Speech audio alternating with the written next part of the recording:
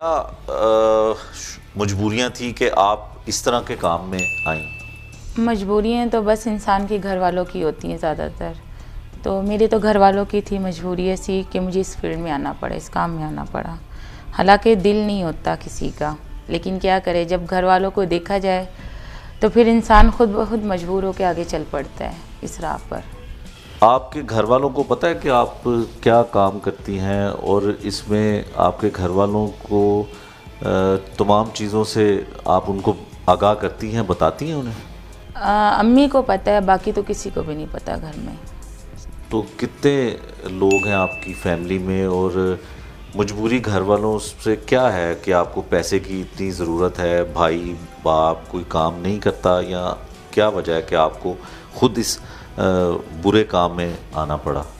मेरे तो पहली बात है, बाबा जानी नहीं है, ठीक है। फिर उसके बाद 2 भाई हैं, 2 बहनें हैं मेरी, लेकिन दोनों ही छोटे हैं। दोनों छोटी बहनें हैं और 2 ही छोटे भाई हैं। मैं बस पार्लर का बहाना करके निकलती हूँ घर से, और वो कहती है कि पार्लर पे जा रही हूँ, लेकिन सारा दिन फिर ये काम करती रहती हूँ, रात को भी नहीं जा सकती हूँ। बस यही बताया कि पार्लर पे काम किया हुआ है। सुना है हमने कि बहुत अज़ियत भी मिलती है ऐसा काम करने वाली ख़वातीन को, क्योंकि वो लोग जो इस तरह की औरतों की अज़मत ख़रीदते हैं पैसों के एवज़, तो क्या आपको मुश्किलात क्या होती हैं? मुझे तो बहुत मुश्किलात का सामना करना पड़ता है। बाज़ लड़के अच्छे मिल जाते लोग, बाज़ लोग अच्छे नहीं मिलते हैं। जैसे कि अब जहाँ जाते हैं, बाज़ जगह पे पैसे अच्छे मिल जाते हैं और बाज़ जगह पैसे ही चुरा लेते हैं, हमारे हैंड बैग से निकाल लेते हैं। कोई ऐसा आपके साथ कभी वाक़या पेश आया कि आपको जो है कैद कर लिया हो या तशद्दुद का निशाना बनाया जाता हो? कोई ऐसी बात आपको याद है जो आप बता सकें? जी बिल्कुल, ऐसा हुआ है मेरे साथ। एक बार ऐसा हुआ कि एक आदमी लेने आया था ना गाड़ी में, बहुत अच्छी दिखाई कि मैं अकेला हूँ, आ जाएँ। तो आंटी ने कहा कि बच्चा अच्छे है, चले जाओ, क्योंकि हमारा तो दूसरा काम है ना, ये ज़ाहिर सी बात है, इस माशरे में इस काम को अच्छा नहीं समझा जाता। तो चली तो मैं गई थी, लेकिन क्या है कि मुझे बंद कर लिया था उस बंदे ने, पता नहीं कहाँ दूर लेके चला गया। फिर उसने 2 दिन रखा मुझे, मारता पीटता रहा, अपने दोस्तों को भी बुलाया, नशे भी करवाए, इतना कुछ हुआ कि मैं बस अल्लाह को याद कर रही थी तब। फिर मैंने सोचा कि अब क्या करूं, जो होना वो तो होगा मेरे साथ, तो फिर मैंने वो बर्दाश्त कर लिया उसको। पुलिस का क्या किरदार होता है अगर आप इस काम में मुलविस हों और कहीं पे पुलिस का छापा पड़ जाए, तो फिर आप किस तरह से, पुलिस को कैसे टैकल किया जाता है? जब पुलिस का मसला होता है तो हर कोई बंदा परेशान हो जाता है कि अब मेरे साथ क्या होगा, अब इन्होंने छोड़ना नहीं है। तो जब भी पुलिस का मसला होता है तो उनको पैसे देने पड़ते हैं, हर एक चीज़ पैसे से यहाँ पे मिलती है।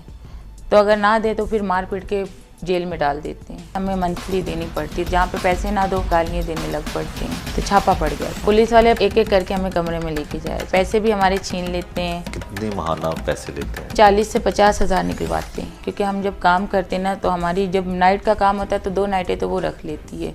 तो क्योंकि वो कहती है कि हमें मंथली देनी पड़ती है, तो वो फिर आंटी छुड़वाती है। जहाँ पे पैसे ना दो वहाँ पे मारना पीटना गालियाँ देने लग पड़ते हैं पुलिस वाले।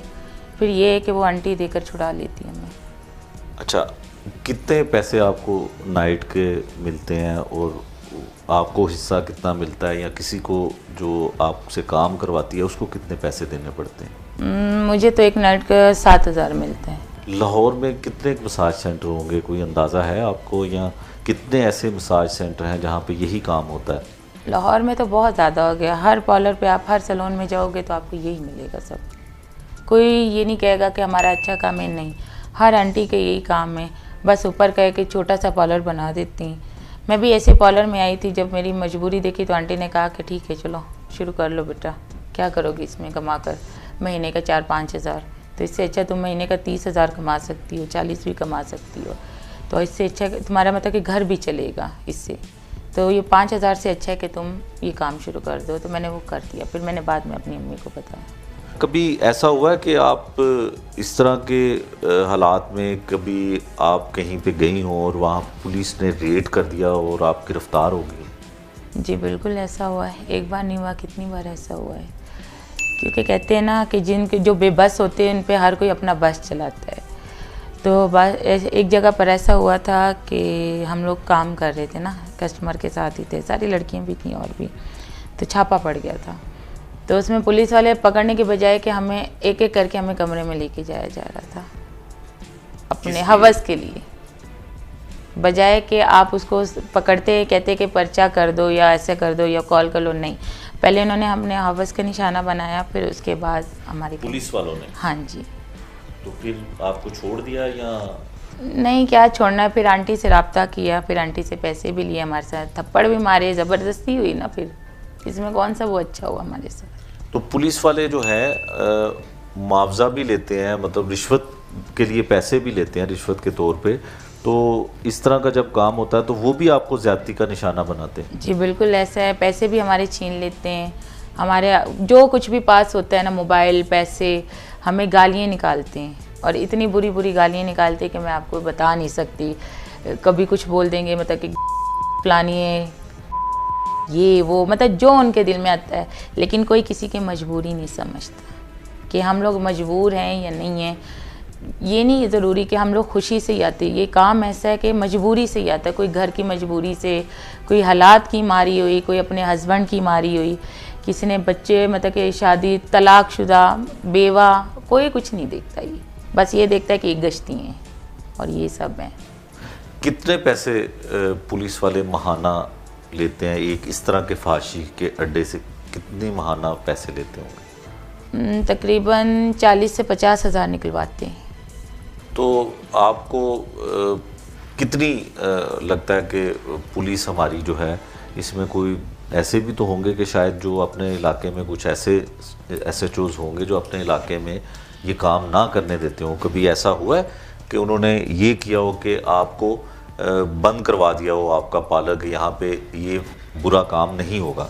नहीं जी, अभी तक तो ऐसा कुछ भी नहीं हुआ, लेकिन कहीं और जगह से एक बार पकड़े गए थे, तो एक वो बहुत नमाजी था SHO ना, उसने फिर पर्चा कर दिया था हम पे, कहते ये लड़कियाँ सही नहीं होती। तो मैं रोने लग पड़ी, मैं बहुत रोई। मैंने कहा हाँ आप सही कह रहे कि हम सही नहीं होते।